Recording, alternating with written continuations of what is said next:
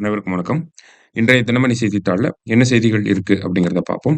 முதல்ல பார்த்தீங்க அப்படின்னா, தமிழகம் இந்த மறுசீரமைப்பால எவ்வளவு தொகுதிகள இழக்கப் போகுது அப்படிங்கிற செய்திய இங்க குடுத்திருக்காங்க. சரிங்களா? ஸோ நமக்கு டீலிமிட்டேஷன் அப்படிங்கிறத பத்தி தொடர்ச்சியா செய்திகள்ல பார்த்துட்டே வரோம். இந்த டீலிமிட்டேஷன் அப்படிங்கிற வார்த்தைக்கு என்ன அர்த்தம் அப்படின்னு பார்த்தீங்கன்னா, process of fixing the boundaries அப்படின்னு சொல்லலாம். அதாவது process of fixing the number of seats and boundaries ஓகேங்களா? எவ்வளவு தொகுதிகள் இருக்கு அப்படிங்கிறத ஃபிக்ஸ் பண்றது. அந்த தொகுதிகளோட எல்லைகள ஃபிக்ஸ் பண்றது தான் டீலிமிட்டேஷன் மறுசீரமைப்பு அப்படின்னு சொல்லி சொல்றோம். சரிங்களா? ஸோ இந்தியால இந்த டீலிமிட்டேஷன பொறுத்தவரைக்கும் பார்த்தீங்கன்னா, 1952ல நடந்திருக்கு. அடுத்ததா பார்த்தீங்கன்னா, 1963ல நடந்திருக்கு நமக்கு. 1963க்கு அப்புறம் பார்த்தீங்கன்னா, 1973ல நடந்திருக்கும். அப்புறம் 2001ல வந்து நமக்கு நடந்திருக்கும். ஓகேங்களா? டீலிமிட்டேஷன் அப்படிங்கிறது. ஸோ இந்த டீலிமிட்டேஷன பொறுத்தவரைக்கும் பார்க்குறப்ப, ஃபர்ஸ்ட் டீலிமிட்டேஷன் எவ்வளோ தொகுதிகள ரெக்கமெண்ட் பண்ணியிருப்பாங்க அப்படின்னு பார்த்தோம்னா, நமக்கு 494 தொகுதிகள் லோக்சபால இருக்கட்டும் அப்படிங்கிறத சொல்லியிருப்பாங்க. 2வது டீலிமிட்டேஷன பொறுத்தவரைக்கும் பார்த்தீங்கன்னா, நமக்கு 522 சீட் இருக்கட்டும் அப்படின்னு சொல்லியிருப்பாங்க. 3 அண்ட் 4 543 அப்படிங்கிறத ஃபிக்ஸ் பண்ணியிருப்பாங்க. சரியா? இந்த 543 அப்படிங்கிறது தான் நம்ப 1971ல எடுக்கப்பட்ட சென்சஸோட அடிப்படையில நம்ம இத சொல்றோம். ஓகேங்களா?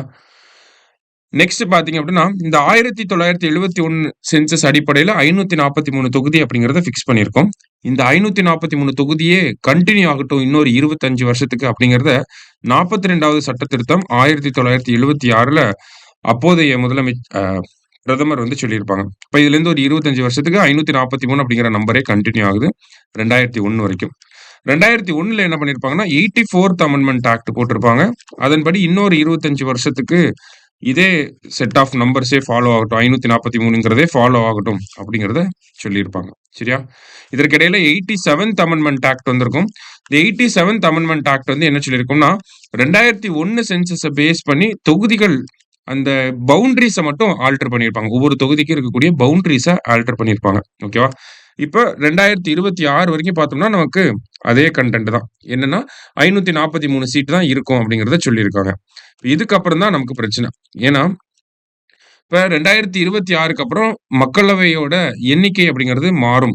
ஓகேவா? அதுக்காக என்ன பண்ணுவாங்க, நமக்கு சென்சஸ் எடுப்பாங்க. சரிங்களா? சென்சஸ் எடுப்பாங்க. அந்த சென்சஸ் பேஸ் பண்ணி நமக்கு டீலிமிட்டேஷன் கமிஷன் அப்படிங்கிறத போடுவாங்க. இந்த டீலிமிட்டேஷன் கமிஷன்ல யாரெல்லாம் இருப்பாங்க அப்படின்னு பார்த்தோம்னா, ரிட்டயர்டு சுப்ரீம் கோர்ட் ஜட்ஜ் ஒருத்தர் இருப்பாரு. அடுத்ததா பார்த்தீங்க அப்படின்னா, நமக்கு சீஃப் எலக்ஷன் கமிஷனர் வந்து இருப்பார். அடுத்ததா பார்த்தீங்க அப்படின்னா, ஸ்டேட்டோட எலக்ஷன் கமிஷனர்ஸ்லாம் வந்து இருப்பாங்க. இவங்கலாம் தான் மெம்பரா இருப்பாங்க இந்த கமிஷன்ல. இந்த டீலிமிட்டேஷன் கமிஷனோட வேலை என்ன? தொகுதிகள ஃபிக்ஸ் பண்ணணும். தொகுதிகளோட எல்லைகள ஃபிக்ஸ் பண்ணணும். அதே மாரி எஸ்சி, எஸ்டிக்கு எவ்வளோ சீட்டுகள நம்ம ரிசர்வ் பண்ணி வைக்க போறோம் அப்படிங்கிற நம்பரையும் சொல்லணும். சரிங்களா? இவங்க எடுக்கக்கூடிய முடிவுகள வந்து கோர்ட் வந்து கொஸ்டின் பண்ண முடியாது. சரியா? அது அந்த ஒரு அதிகாரமும் இவங்களுக்கு இருக்கு.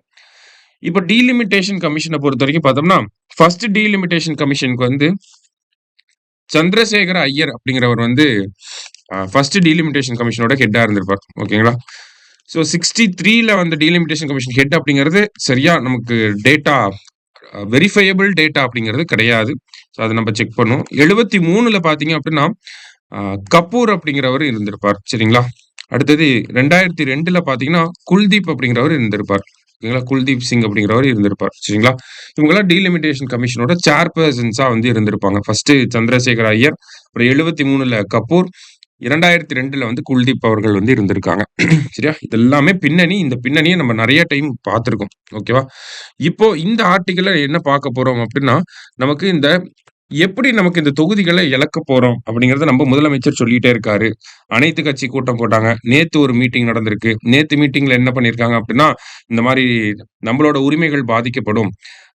இன்கேஸ் டீலிமிட்டேஷன வந்து இப்ப இருக்கக்கூடிய மக்கள் தொகை அடிப்படையில பண்றாங்க அப்படின்னா, நம்ப சொந்த நாட்டிலேயே அரசியல் அதிகாரத்த இழக்க நேரிடும். அப்படிங்கிற மாதிரியான கருத்துக்கள வந்து சொல்லியிருக்கிறாங்க. அப்ப ஏன் இதெல்லாம் நடக்குது? என்ன காரணம்? என்ன கால்குலேஷன பண்றாங்க? அப்படிங்கிறத நம்ம பார்க்கணும். ஓகேங்களா? இப்போ 543 அப்படிங்கிற நம்பர் இருக்கு. இதன்படி பார்க்கிறப்ப, நமக்கு தமிழ்நாட்டுக்கு பார்த்தோம்னா 39 சீட் வந்து இருக்கு. கரெக்ட்டா? 39 சீட் வந்து தமிழ்நாட்டுக்கு இருக்கு. இத சதவீத அடிப்படையில பார்த்தோம்னா, நமக்கு 39/543 அப்படிங்கிறத போட்டீங்கன்னா, நமக்கு எவ்வளோ வரும்? மோர் ஆர் லெஸ் வந்து ஒரு 7% வரும். ஓகேங்களா? அப்ப நமக்கு 7% ரெப்ரசன்டேஷன் அப்படிங்கிறது இருக்கு. இப்போ மத்திய அரசாங்கம் என்ன சொல்றாங்க அப்படின்னா, இந்த தொகுதிகள மறுசீரமைக்க போறோம் அப்படிங்கிறத சொல்றாங்க. அடுத்து வரக்கூடிய சென்சஸ பேஸ் பண்ணி.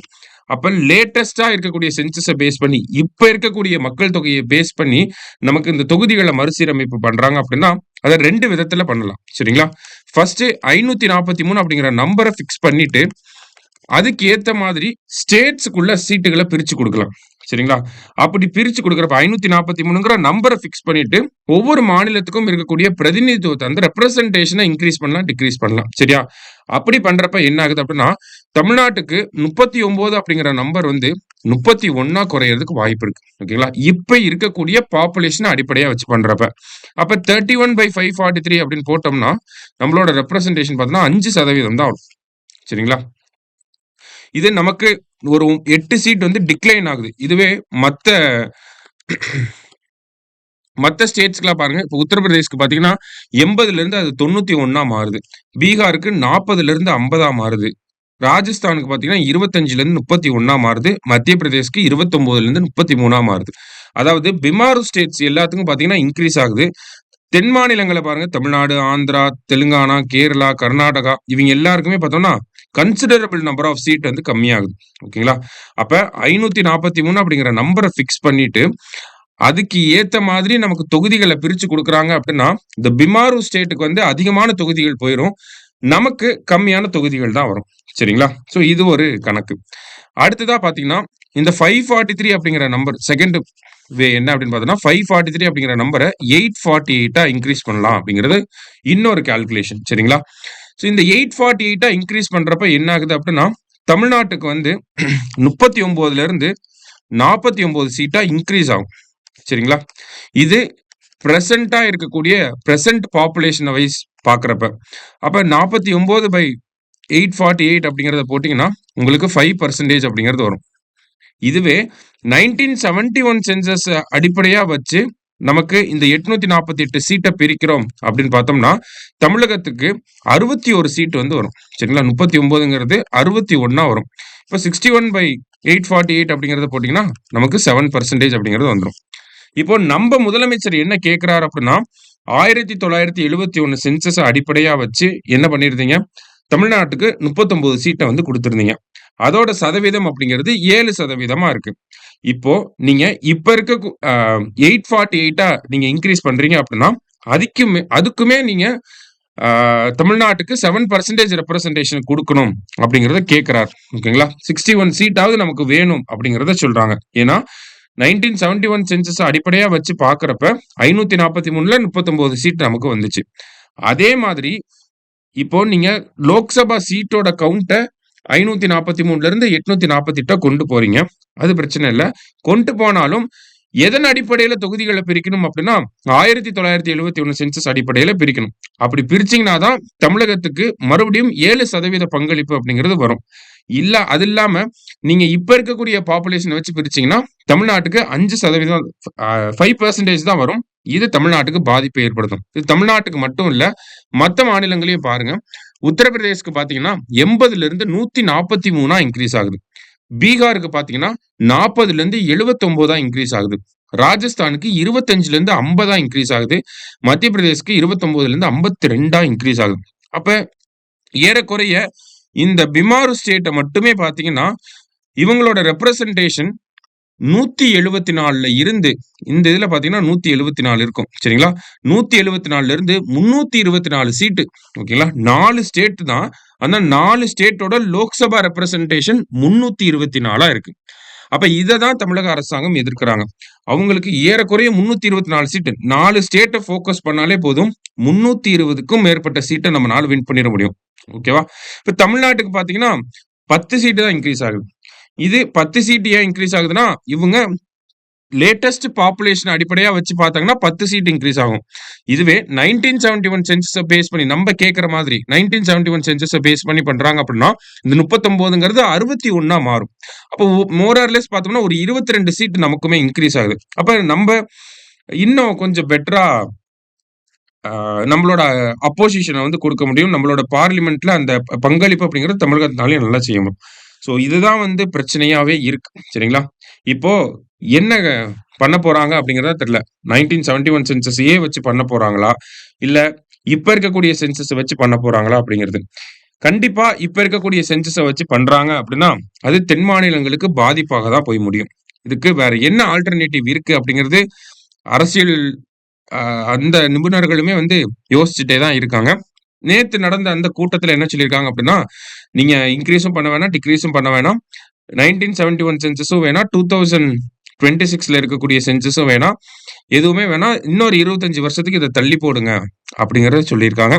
ஆனா, அது சரியான சொல்யூஷனா இருக்குமாங்கிறது நமக்கு தெரியல. சரியா? ரைட். அடுத்த ஆர்டிக்கிள் பார்த்தீங்க அப்படின்னா, நமக்கு